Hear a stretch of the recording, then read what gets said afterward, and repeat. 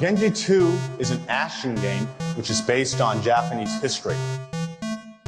Being based on history, the stages of the game will also be based on famous battles which actually took place in ancient Japan. So here's this giant enemy crab. You know what I was thinking of yesterday? Oh no. What are you thinking of? I always get scared whenever you say that. Well, because it's being a black gamer, sometimes you think about things in like the gaming industry, and I was like, who is my favorite character in Final Fantasy VII? Barrett. He's a black guy. He had a gun. Oh, okay. What about some other black characters in video games? What's Lucian? Oh, he's a black guy with 2 guns. What's his super move? He does a drive-by.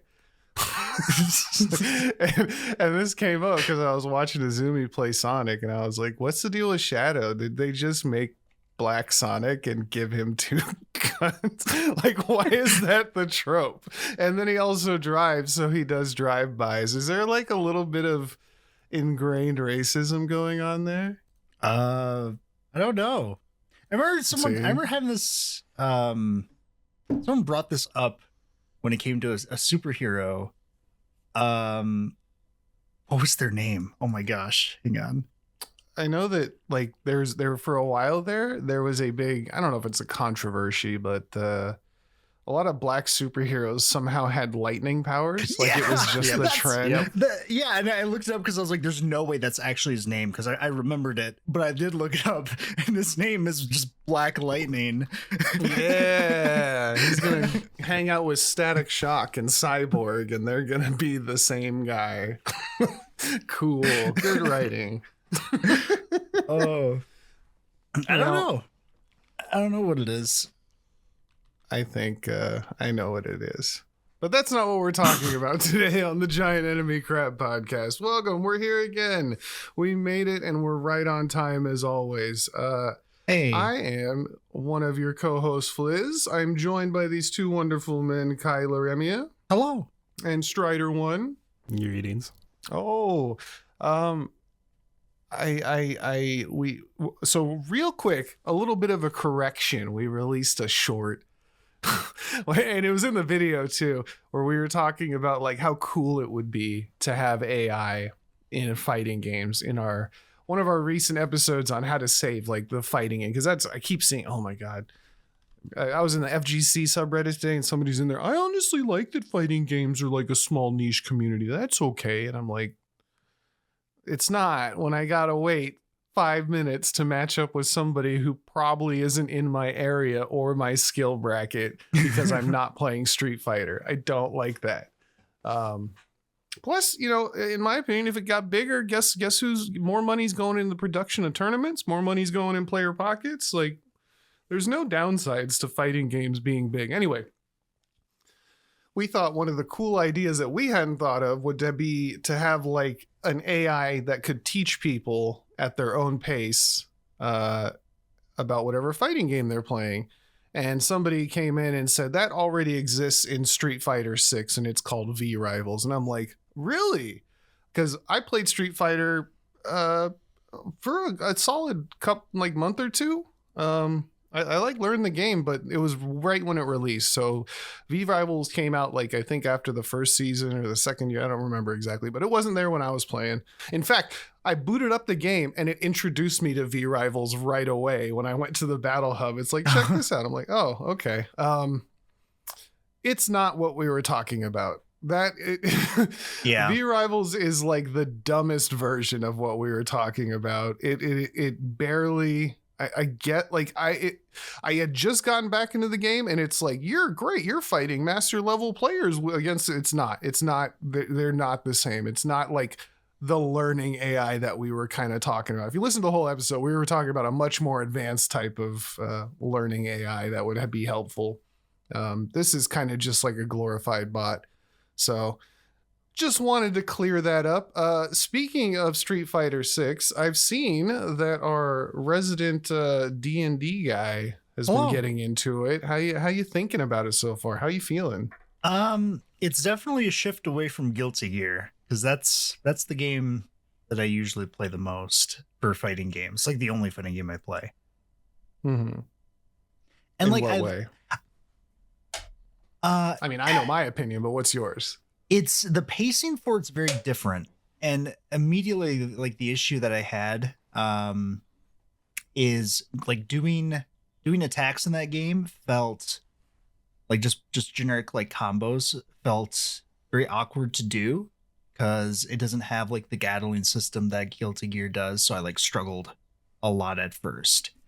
And actually I do some research into like what I was doing wrong, like what you're actually expected to do. And you really got to play around with like frame data and linking normals together and figuring out like when you can, based on whether you're doing like a drive rush or whether you're doing like a punish counter or something. Like it's kind of a lot that I wasn't expecting. What were you expecting when you just thought you'd be like DPing and that's fireball and that's it? Like, well, like in Guilty Gear, for example, there's usually like a block string that you can do fairly easily. That's just like a safe on block like attack or series of moves.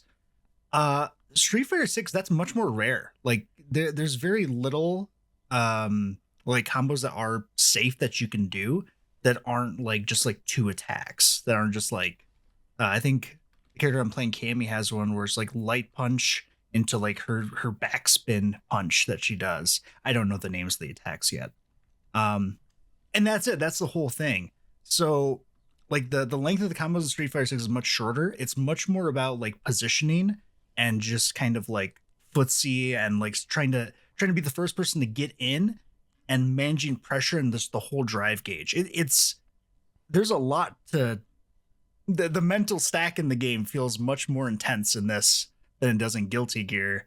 Because in Guilty Gear, pretty much the neutral is just like someone runs at you and just like sprints to the other side of the screen, punches you in the face, and you better be holding down back and try to find the gap in the block string.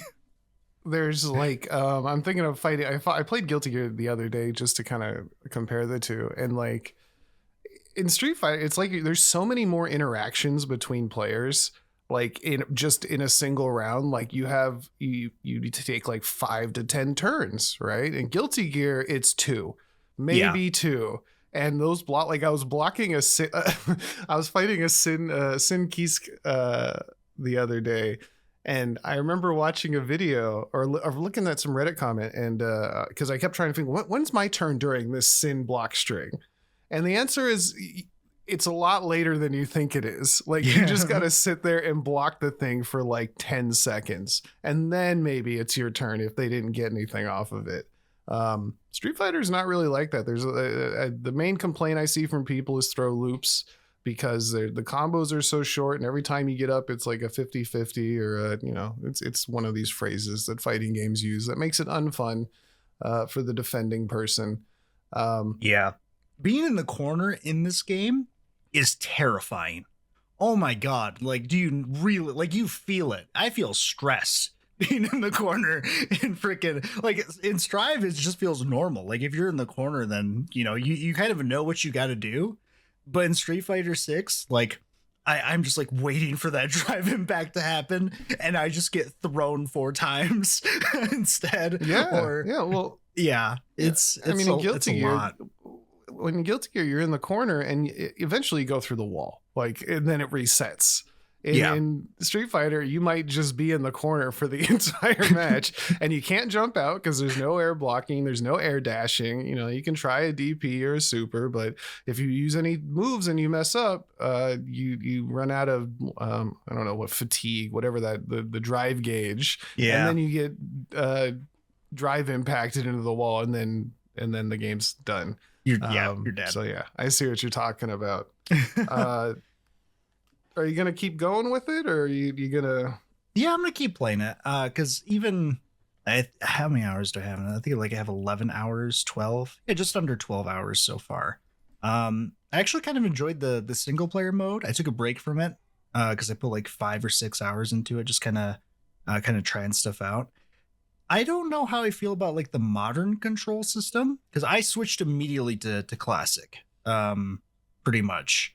And I remember when this game came out, like that was a huge debacle of classic versus modern. And you even did that stupid thing with modern Zangief where you just did the same combo and like climbed a plat just doing that over and over and over again, I think, right? It wasn't even a combo. It's the fact that you can just instant I don't know what you call it. What's the move? The spinning grapple.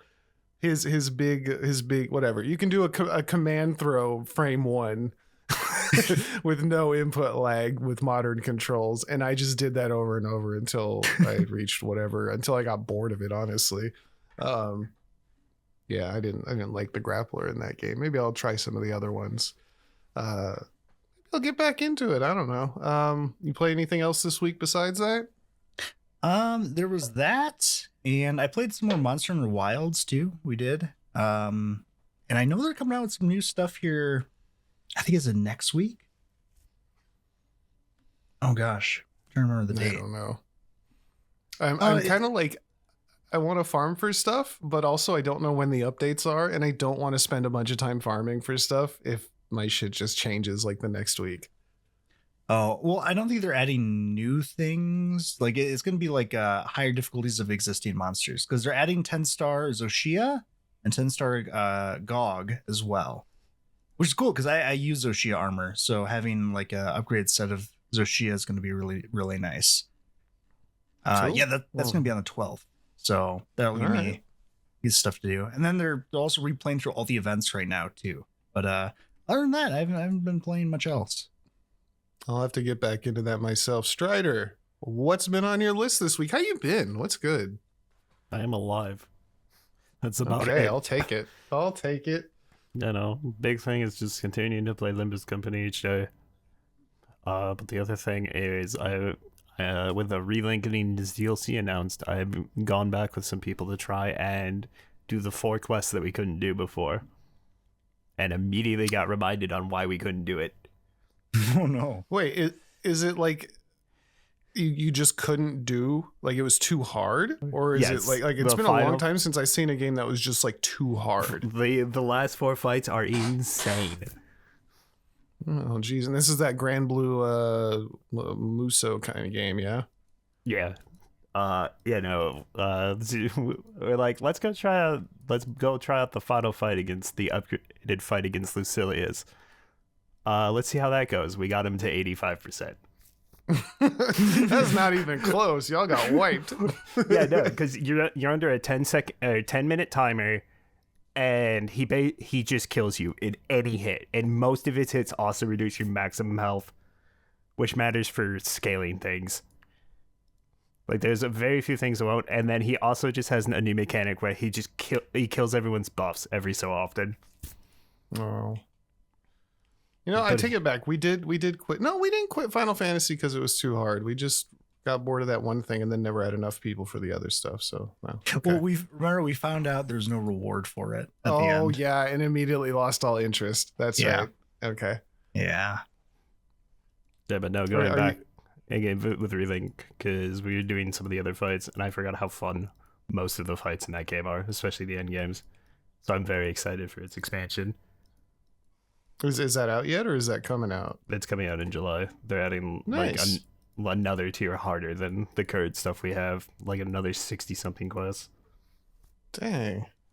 I wouldn't think like that would be a live service updates with difficulty kind of game. I would have thought that would have been just like a one and done, but Yeah, no, I don't know how big they the- originally were expecting that, and then it sold like 2 million copies, and they're like, because we had so many requests for it, we're doing an expansion, which is Oh, what Endless cool. Ragnarok is. Nice. It's not recommended by my friend, and it's all in Chinese, which is weird because I don't have any Chinese friends. Who is this guy? Someone got hacked. Someone got hacked. Let's say, look, it's all in Chinese, and the only things in English in the middle of the characters it says AI, boss, and that's and then AI. Yeah, if I had the time for something like that. Although I did watch you guys play, I wasn't terribly interested, but I'm glad you're enjoying it. Anything else you've been playing, or is that it? those are the two main things. I did try out the Vampire Crawler demo because Steam Next Fest is going on. Haven't played enough to form like any too deep of opinions, but I do like what I played so far, so I'm definitely looking forward to the full game. Cool. Speaking of Next Fest, there is a playtest server slam. Excuse me, server slam for Marathon. The game is playable at this moment if you pre-purchase. Oh no, you don't even have to. No, but if I had more time, I should have downloaded it and played it. It's available all weekend. I know, but I would have wanted to talk about it here had I played it. So this is the game from Bungie that had stolen art assets and a stupidly long development time and kind of a controversial game. Unfortunately, it looks, from what I've been seeing in threads, and there's no reviews on Steam right now, it seems to be received a little better than Highguard, but also everybody says this is just another extraction shooter that feels sluggish. Apparently there's an issue with character movement and stamina, where you kind of run out of energy way too fast in a game called Marathon. And people are kind of just so on it to it. Like a lot of the things I'm seeing are like, I played it for like 2 hours and I'm done. Like I'm going back to Arc Raiders type shit. So yeah, I basically have heard, is like people aren't like super upset at it. Like the only real complaint I've heard is the UI kind of sucks. It's kind of like visually cluttered, but everyone's just kind of like, it's okay, I guess, but I'd rather just keep playing Arc Raiders. And that's pretty much it, which is not great, not great for your $40 extraction shooter. And sorry, what were you saying? Not much. You basically covered it. Oh, okay. Yeah, so I don't know. I mean, when does this game come out? Do they have time? March 5th. Now they're cooked. Never mind. I was like, maybe they have time. No. I love the idea that it's like a server slam, but I think it lost like 52% of its initial player base right off the bat, which, I mean, you're going to lose some, but that's a big number to lose. Not as bad as a Highguard, but we'll see what happens. Maybe all the Marathon players will go play Highguard instead. They'll see what they lost. I don't think so. I think a Highguard I saw was down to 20 devs or something. Yeah. I thought you were about to say 20 players. It might be. What's Highguard at now? It's got to be like sub 500. I know it was sub 500 last time we checked. It's around 500. It's Friday. It's Friday afternoon. Like it might be. It auto completes now for Steam charts 360. Oh no! If you go to the subreddit, go for it. I'll go after. There's it's not doing too good. To say the least. If you want to have a good time, if you can figure out a way, because I've been watching it the whole time from like conception. If you can find a way to go back in time and like read the entire Highguard subreddit from like start to finish, it's just this like huge up and down graph of like, what is this? Oh, they're cooked. And then it comes out, guys, this is great. And they're just like so hyped for it. And but then look at all these detractors. Everybody who hates it is just a hater. And then now it's in this part where like everybody's finally accepted the cold hard truth, and it's been nothing but memes. My favorite thing was like the day 2 where it was like, you note that if you get over 3 hours of gameplay, the positive, it goes to like very positive or something. Yeah, and it's like, and now yes, here's your example of survivorship bias, because the people who decided to stay enjoyed the game, but the vast majority just played an hour and went, I'm done. The big jokes I've been seeing lately are new character ideas, and they just put Concord characters in the thing. And then but guys, you don't know about the 11 million console players. These are just Steam numbers. No, it's 28 million. No, it's 100 million. Everybody's just fucking it's funny. I feel bad. One of the latest threads is who's your favorite Marvel Rivals character? What a game. Hopefully Marathon does better. If nothing else, the one good thing I've seen about it constantly is it is like a Bungie game. So people say the actual, gun mechanics and shooting each other feels pretty good. Yeah, but we saw with Yeah, no, Bungie's always bring their A game for. They have some of the best gunplay in the industry. That's true, but as we saw with Halo Infinite, that probably isn't enough to hold a game up. I mean, Infinite is 343, right? Oh, that's right. Yeah. Well, then maybe it will succeed, and maybe I mean, Destiny 2's still there for some reason. Despite their best efforts. It's because Destiny 2, that's that survivorship thing. I spent 300 hours with my characters in Destiny. I'm gonna keep going. The sunk cost fallacy. Yeah. Too strong. I can't That'll be leave. Finish the fight. It's like this guy's review. 5,600 hours. No, excuse me, 5,700 hours in Destiny 2. It's like you get married to a sexy Latina who's very toxic, and over time she just gets uglier and nags more, and you can't divorce because she'll take half your stuff. So you cling out to what was. It's just games. Walk away. There's no legal reason for you to be there. Yeah, I'm expecting like the next Destiny thing. The next Destiny expansion to be called the Sunken Cost. That checks out. The last paycheck. Destiny 2 Last Gasp. Like it's gonna be one of those Destiny cool 2 final sell out.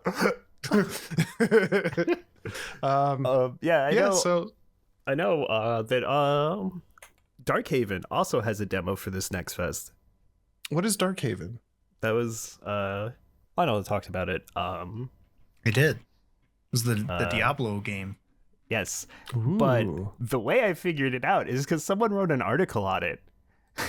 And the title of the article was "Made by the original creators of Diablo and Diablo 2 are big words for an action RPG, but the Steam Next Fest demo for Darkhaven feels like sampling bread by eating raw flour."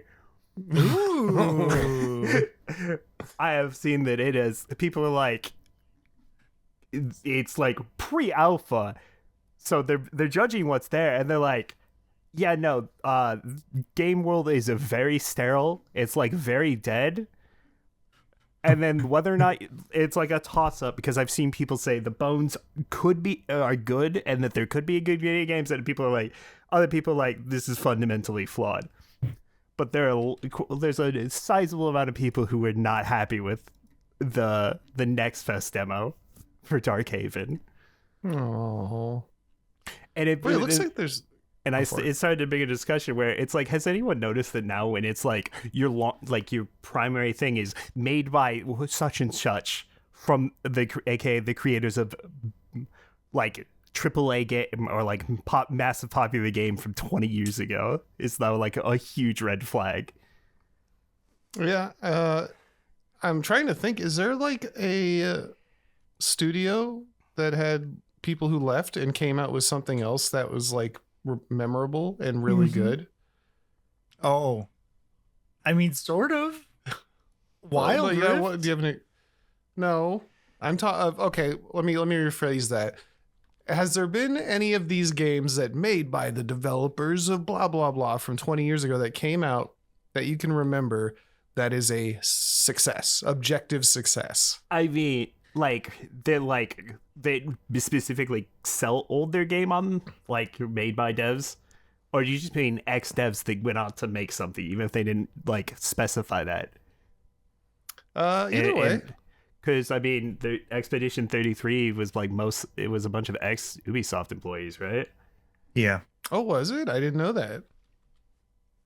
They're the ones Okay, well... But like when I'm thinking back on games that sold, is like that sold themselves, it's like a lot of things that for like come to mind are things that crashed and burned. like Yeah. Back for Blood, where it was like they just kept saying that it's like by the creators of Left 4 Dead, or or Dude, that still pisses me off. That after all that, and they're like, "What do you mean you wanted a sequel to Left 4 Dead? That's not what this is." You called it Back for Blood. yeah, that High Guard being like from the creators of Apex Legends and Titanfall, like. No, Every but High time. Guard is good though. That's the thing. It's so good. It's so good, no one wants to play it, and fear Yeah. marring it. 20 years from now, we're gonna look back and remember all the great things about High Guard, and then we're gonna get from the creators of High Guard.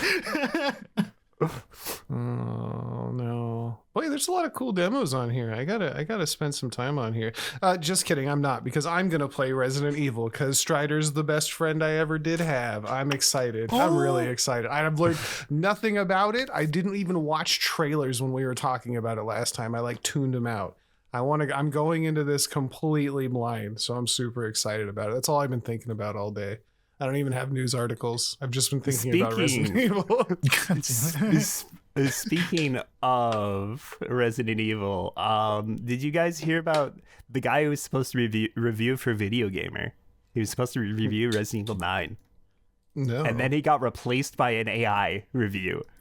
Oh no. Not the AI review. Where was this? It's because it's like it's one of the most popular news things from the past like few days is because someone noticed that the way I noticed it is I was looking at the review thread for Resident Evil 9 because I wanted to see how it was received. It was being received pretty well, but then there was a note that like they had to remove one of the reviews from the Metacritic score because it was written by AI, and then the guy who got replaced came out and said, I was supposed to originally do the review for Video Gamer, but they just basically told me that I got replaced and the review was done by AI instead. Oh my god. Yeah, people notice this is a Metacritic review, right? Like it was part of the Metacritic score, and that's how I figured it out, because the Metacritic takes a bunch of like the different outlets and what they voted and then gives a overall score for it. Because Resident Evil 9 is doing really well. And I saw that someone pointed out that like this one was written by AI and they ended up getting removed. And then sometime after that, like within a day, the guy came out and said that like, hey, there was originally supposed to be a person who did that review, but they just decided to cut me out and my editor and just have AI do it instead. Because they didn't. Oh my god. Yeah. And they also said that like the Video Gamer did not have a review code. So who knows? Like, because I mean, you can't have an AI do a review. It doesn't know anything. It's just gonna regurgitate. Yeah, this is definitely. I'm looking at an excerpt from it. It definitely. One line is, it bonds the trauma of Raccoon City with modern design sensibilities. Like, what are Okay, so We're there's an not doing article that. talking about this situation, right? On Media Copilot. But the article is written by an AI. We live in a parody. Yeah. Why? I guess they're just, and it sucks because I feel it too. Like, especially because we do news, right? Like, the push to get stuff out as soon as it's recorded is like really. I don't think I could ever work. Like, I know we talk about games and news and stuff all the time, but like, I don't think I could ever be under the wire to like produce actual news stuff unless it was my real job. Because like doing it as a side project, it's a lot to like try and stay on track with like everything that's happening, and kind of, I don't know. I see why the decision was made. It was the wrong decision though. Yeah. Especially since journalism lately has taken quite a hit due to AI. It's not a good look. Oh well. I'll let you know with my actual non-AI review.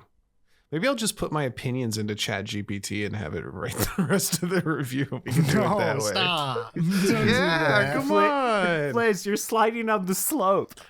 I'm sliding. I wanted to ask in the Discord like how people actually use ChatGPT, because I don't use it to really answer things. Like I use it for actual, things regarding the podcast as far as like SEO stuff kind of.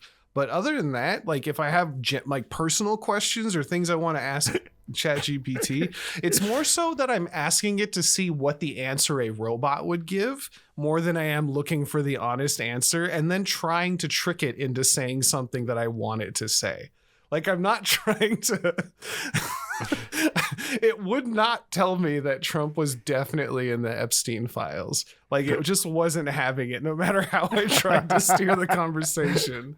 So I'm not sure how other people use it, but I try to test the limits of like, what are you allowed to say? How do I get around that? That's my fun with ChatGPT. There's actually an article from OpenAI that you can read that will tell you like what it's being used for the most. Really? Yeah, it's on their website. Or I don't know how often it's updated though, but I know like they do have one that tells you how like who is mostly using it, like men or women, and what they're using it for.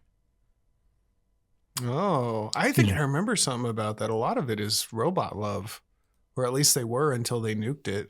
It's mostly personal stuff. It's actually very rarely used for like actual production tasks. Apparently it's mostly used for like asking questions, and I think actually the like female population is using it more than men now. That might have changed because I think this is out of date information. So but it's mostly non-work related stuff. So yeah, people are just like talking to ChatGPT and just asking stuff constantly, and it's also mostly used for writing, which explains the reporter thing. Writing is the most common task that ChatGPT is used for. Oh, dude, it's so terrible on YouTube because of the content we do, I get a lot of other, this kind of leads into what we were talking about earlier, where I get a lot of other news videos, which I try not to watch, a lot of other news and podcasts, because I don't want to start sounding like or repeating things from other things without knowing it, because that's just how the mind works. Yeah. So I tend to stay away from it, but I still get a lot of it.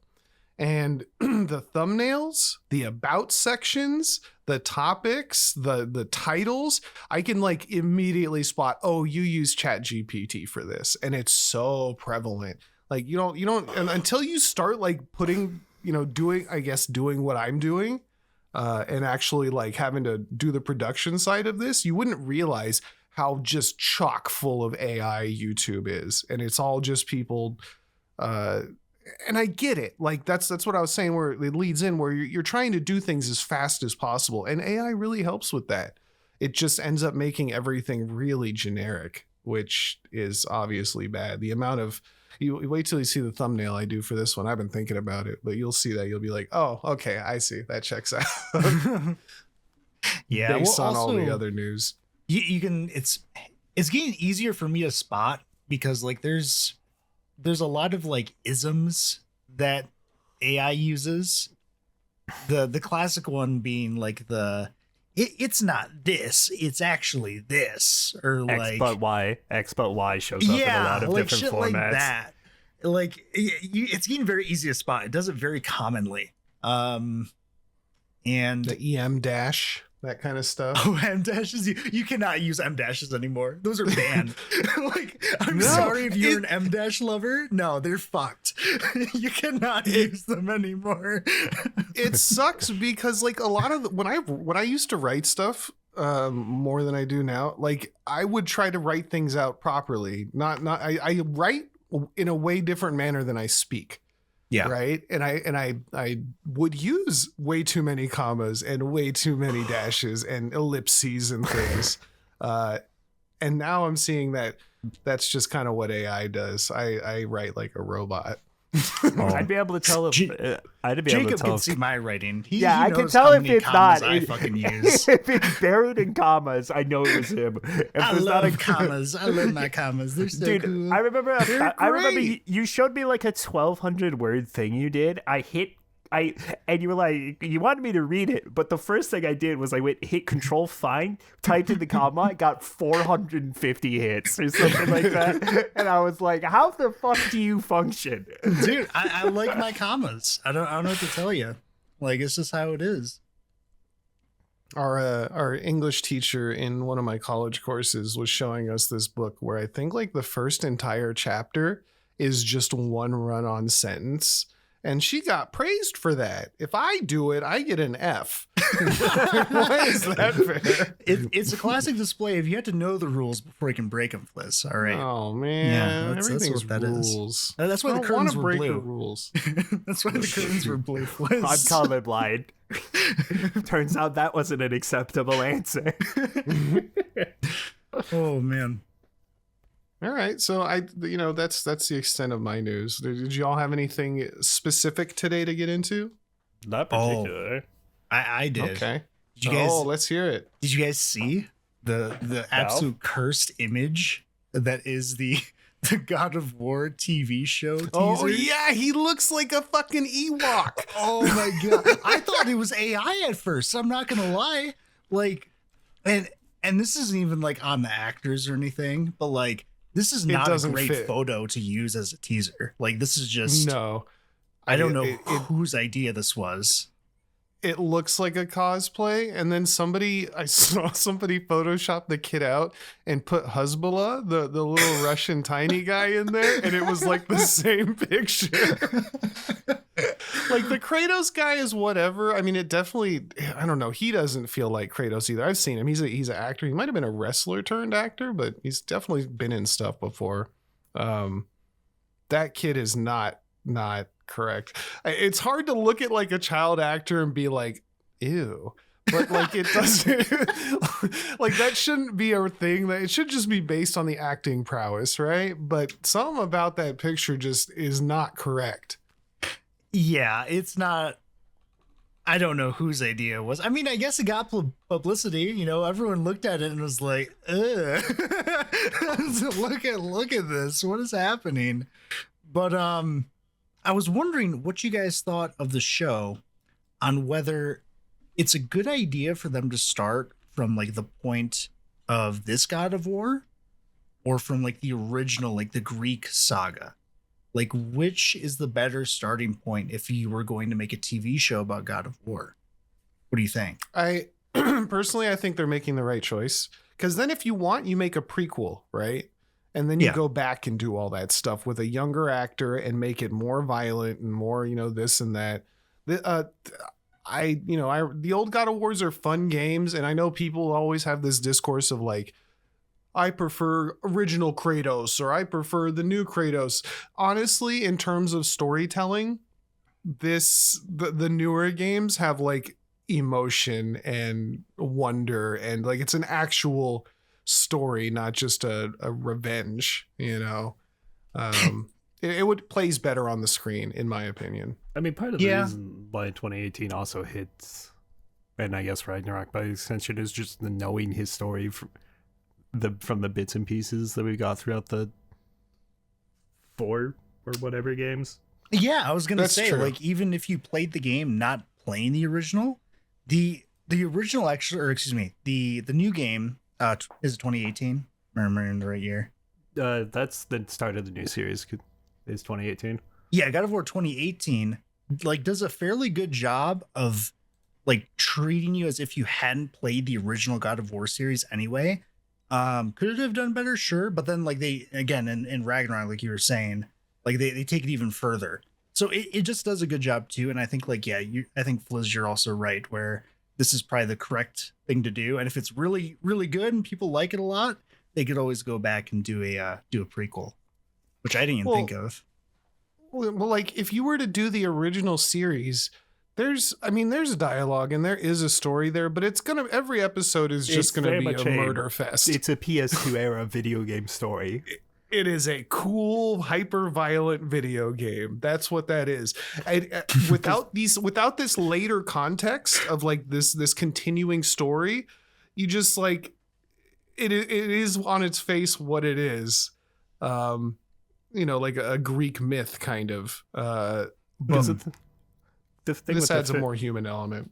Yeah, the thing with the first like God of War series is there's no break. There's no downtime in it because of the way the game is designed and the story it's told. It's literally just nonstop gas from start to finish. Yeah, but it's a spectacle fighter.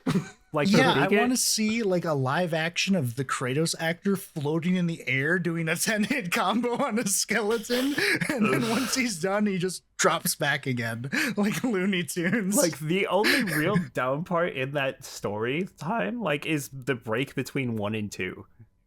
Like from 2 to 3 is literally just like it's immediately following. There's no downtime between 2 and 3, and there's no downtime in the games themselves.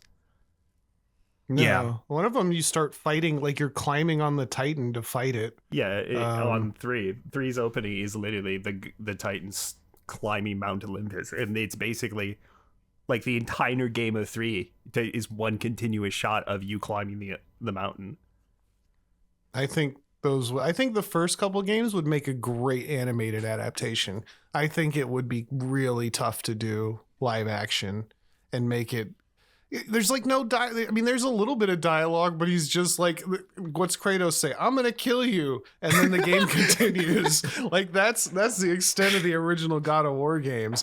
And I'm not saying they're bad in any way. I love them. I played all of them, but it's not like great for serial, on TV. Oh my god! So someone just said that the Greek saga is basically just John Wick. That's basically There's more dialogue in John Wick because there's down points in John Wick. There isn't down points in fucking God of War. You literally just replace his family with a puppy, and you're like, it's the same story. Give Kratos a gun and and a jacket that deflects bullets. You're on the same track.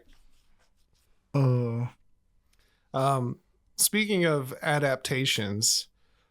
Oh man, I had something to go into and I totally. Oh, are you guys excited to watch the next season of Devil May Cry? I'm excited. Yeah.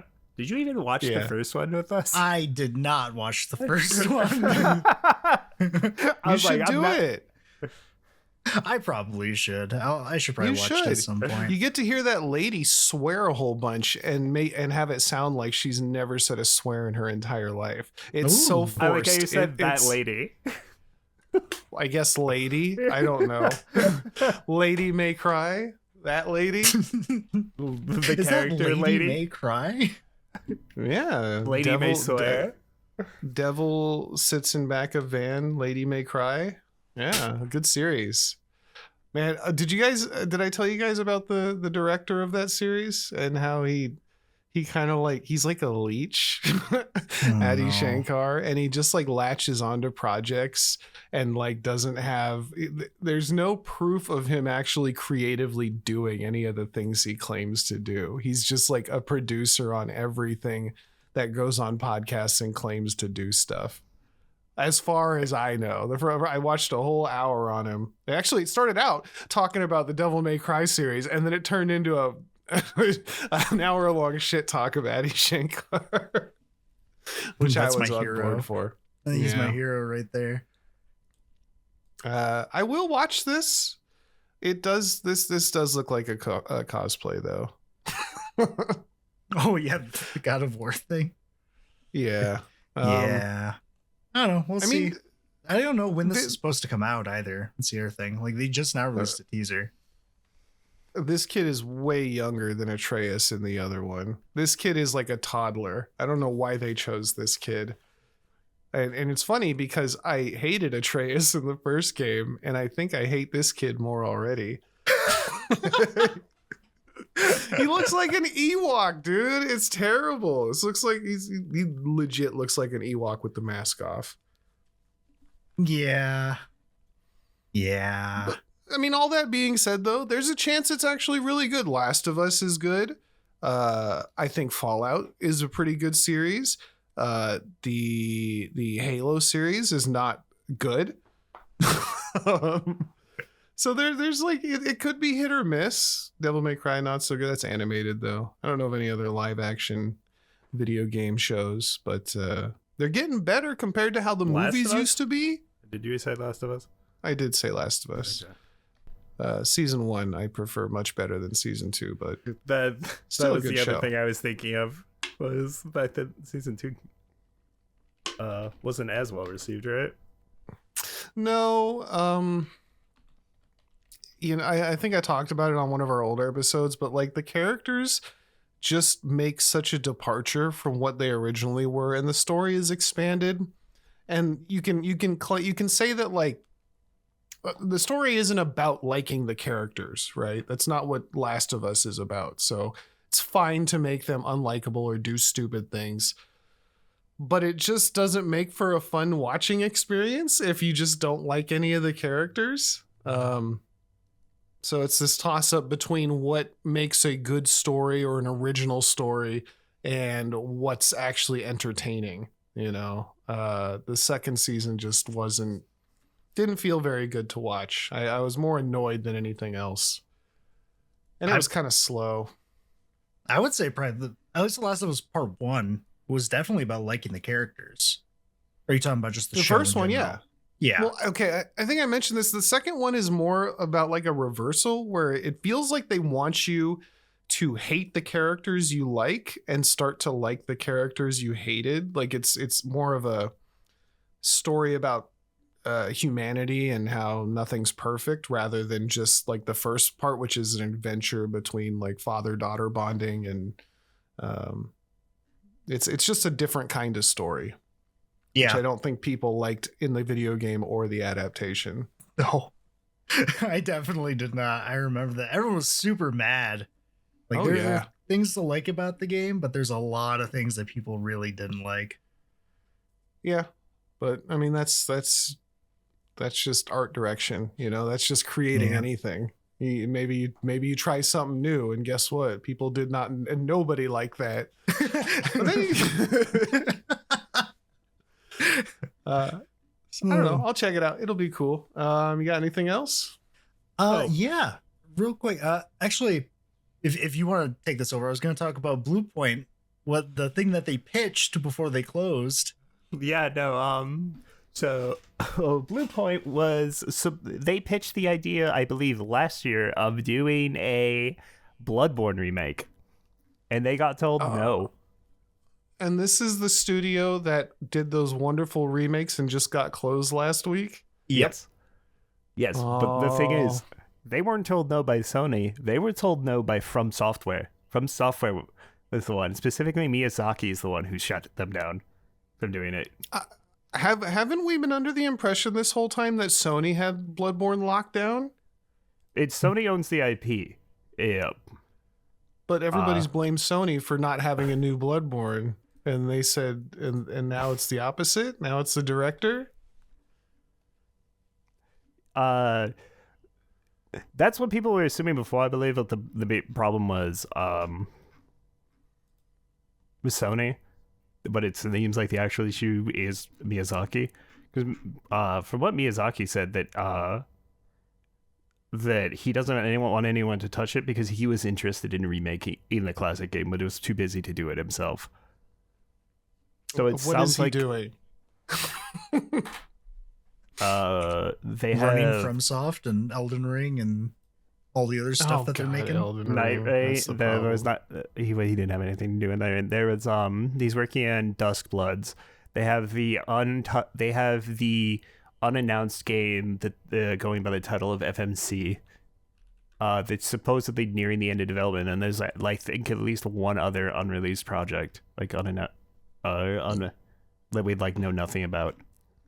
Yeah, because I don't know if it's specifically FromSoft is saying no. What I do know is Miyazaki specifically said he does not want anyone but them to touch Bloodborne, including remakes apparently. And Sony's like respecting that wish because they're like, that's my boy. That's my moneymaker. Yeah, I am not going to say no. Because in a similar thing, that's why they gave Death Stranding IP to Kojima when he left. When he asked for it, they sold him the IP because it's like they want to be in good favor with someone that produces something like that, and there's no real reason to do Death Stranding without Kojima. Yeah. So really, it's more of a question of when they asked if they could do a remake of Bloodborne, whether Sony asked Miyazaki if it was okay and they said no, or whether they just flat out told them, no, you're not allowed to do that. Because it looks like FromSoft just really wants to be the only ones that touches the franchise, which sucks just because, everyone wants more Bloodborne. So, yeah. Yeah. Yeah, no, That's unfortunate. The Discord around this is very funny because apparently like an hour ago, because in response to this, people were starting to speculate that Miyazaki hated the Demon Souls remake, right? And so we're getting information, and then like we're getting a bunch of people saying things, and apparently Maximilian Dude has come out and said that to add to the whole Bloodborne drama, that he states that Miyazaki did not hate the Demon Souls remake, nor was it likely the breaking point of doing a remaster. And then he's going to talk more about it, I guess, tonight on his streams. Oh my god! Because I know Max has like pretty close tie-ins with some of the people at FromSoft. So there's like a lot of game devs in general. To be honest, it seems like he has connections. He does. Yeah, because my guess is that it's mostly Miyazaki just doesn't want anyone to touch like his baby. Because he stated that like Bloodborne is one of the most, if not the most important thing they've ever made to him. I get it. It's just sad. It's. I wish he took the time to continue it, but I could also see it could be just one of those like, how do you, like the sequel will never live up to what people want it to be. You know what I mean? Like even if he made it, it's never going to be it'll never live up to the hype. So I don't know. I mean, they have a pretty good track record of living up to the hype. That's true. But the games only get more and more popular. I'm not saying that it couldn't. I'm saying it's a very reasonable fear to have if you were in their position. You know what I mean? Like it would just be very stressful to try to do it.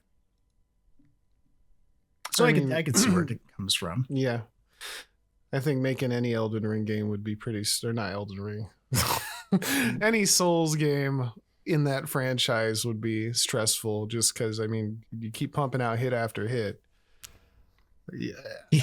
He's gonna miss this time. Put out a bad He's one. Gonna miss. He's gonna put out be at the 9th game. The fucking banger he's released that hit like 90+ Metacritic score. He'll miss this time.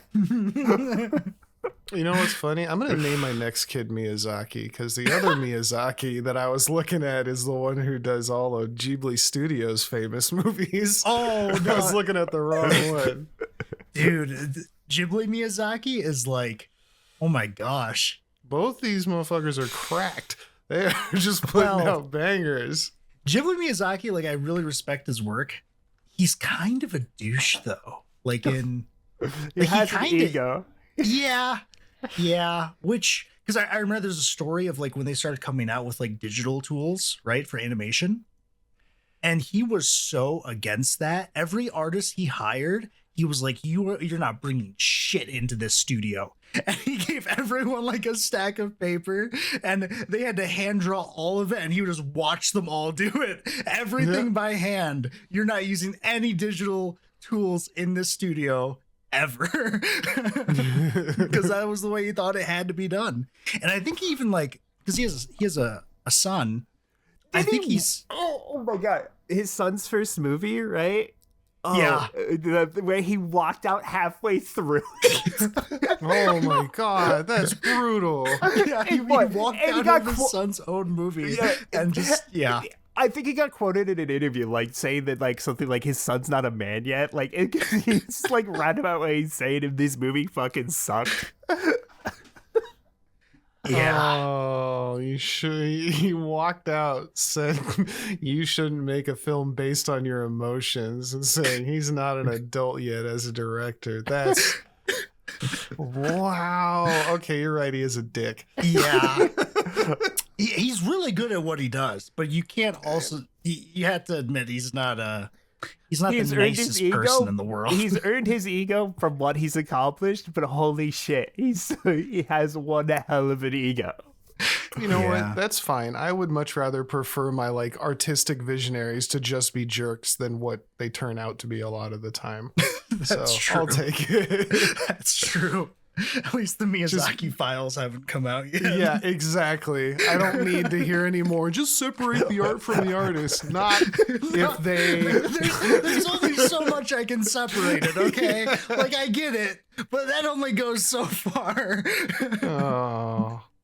Yeah. All right. Last thing, if anyone here knows Jason Schreier, small name in the game journalism industry. We're good friends. We're good friends. Me, him, and Pro Jared.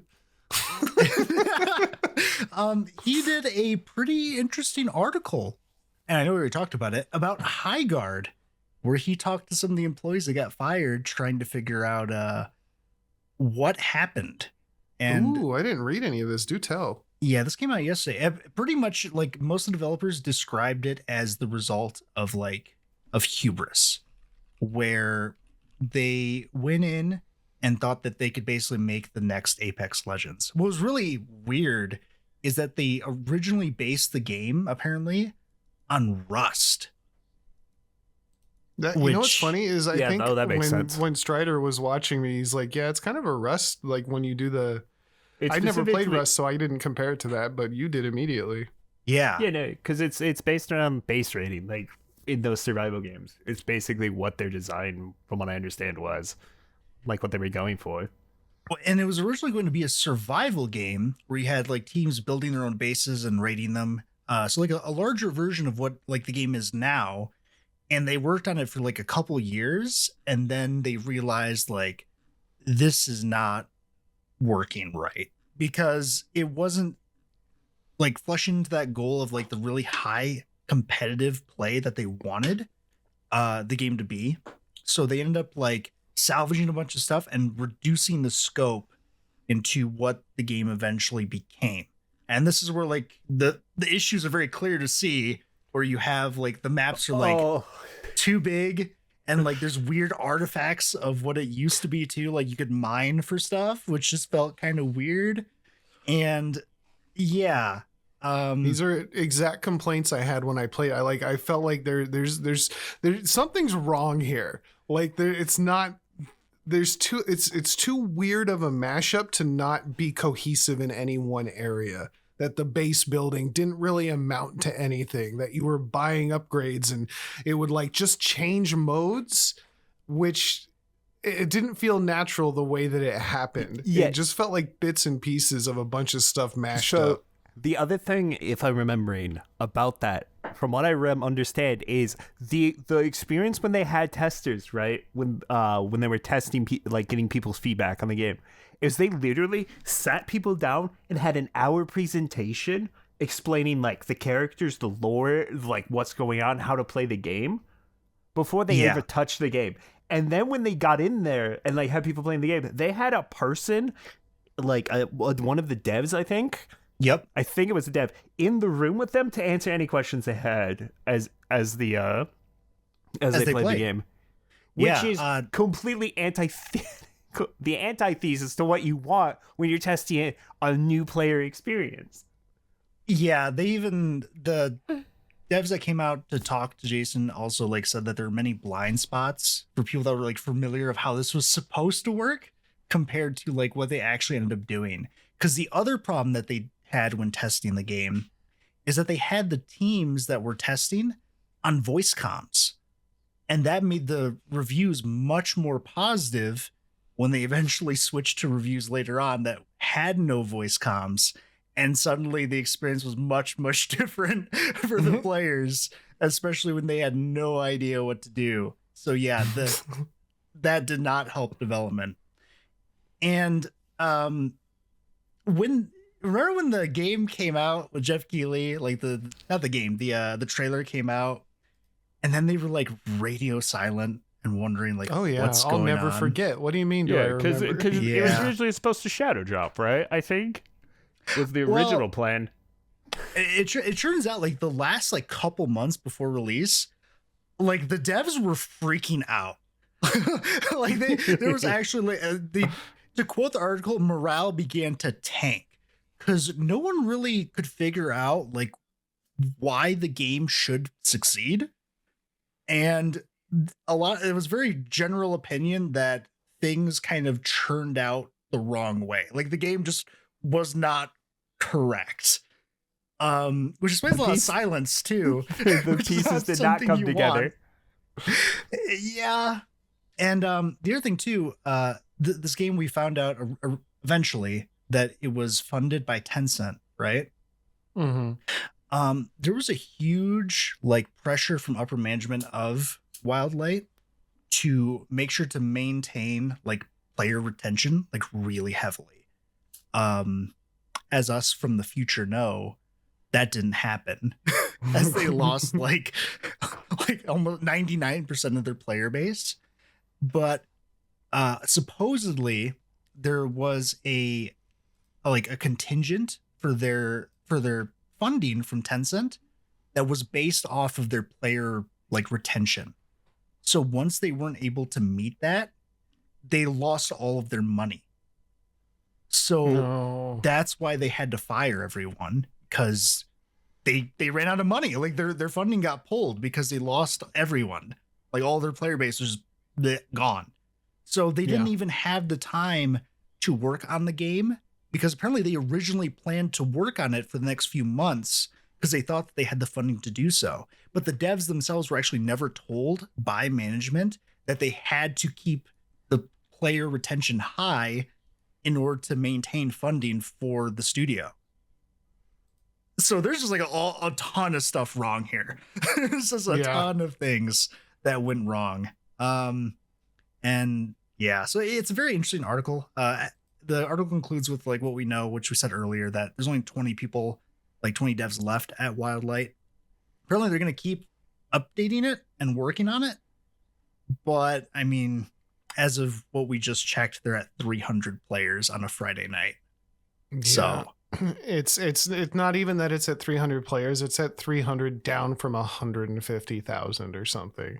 yeah, Like regardless of everything, like just like factually, regardless of the hype or the, you know, the hate or anything else involving the game, Jeff Keighley, anything, the Twitter silent, like the fact that you put out a game and it immediately had that many eyes on it and has sunk to this level, there's no excuse other than the game is just not fun.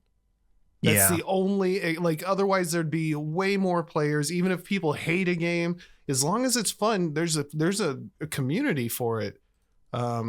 They could not have gotten a better start, honest. Even if people hate playing the game or doing it as a joke, like, it's still publicity more so than a ton of than I'd say 99% of other games get right off the bat. Yeah. Man, So it could have been something big, but like when you have like 2 years in, you realize that you don't really know what you're doing, and like all the stuff you're working on is just not working. And you have like, that's half the development time for this game. Dude, is just almost down the toilet pretty much. And then what they did keep from it were like some of the major complaints about the game. Like the map is too big. I don't understand like why I'm doing any of these survival mechanics and mining for shit. Like, I don't know what this is. It's weird. What's the point of the bases? It's cooked. Well, hopefully those 20 devs can do something cool. It makes me want to see people try something else when it comes to live service games, where like start with a live service game with an interesting concept that's like bare bones, and then just throw it up in alpha and beta, and you know, just keep doing that until you refine it into something that people actually want to play and put money into. Don't like sink $100 million into a game, throw it up there and realize nobody likes it. Yeah, that was one thing I forgot to mention. That was part of the hubris part, where The reason we didn't hear about it was because they wanted to like drop it and just be like, boom, look at this cool new game, makers of Apex Legends and Titanfall, and then oh no, it's Highguard. So they didn't do any of like the open beta stuff and like any of that. It would have saved them so many problems. Like because the original idea of like a Rust, like I don't know about Rust that much, but like a base a Siege game that's like arcadified, so anybody can just pick up and play and like go. That's the core gameplay, is building and sieging bases of another team, and it's like that sounds like a much cooler idea than just whatever this is. Yeah, and I guess it sounds like they couldn't quite make that work in a way, but they, I think that would have been a much better direction to continue in than definitely not Apex. Definitely not Apex. Yeah, but that's my news for today. That's all I got. Beautiful. You got anything else, Mr. Jacob? Nope. Let's all cover all right. the big things. I got one or two little things here that I don't know a whole lot about, but I will keep tracks on. Riot Games got a couple layoffs, not a lot, like a dozen. Maybe some people got moved around. What made me mad is the first comment I see in the Reddit thread is somebody going, they milked League of Legends too damn long. This is their fault. And all I can think is, how many projects they put out trying to branch out from League of Legends, with the card game, the mobile game, the fighting game, shut up. You don't know what you're talking about. Still mad I didn't get my Bard card. Man, those packs are expensive.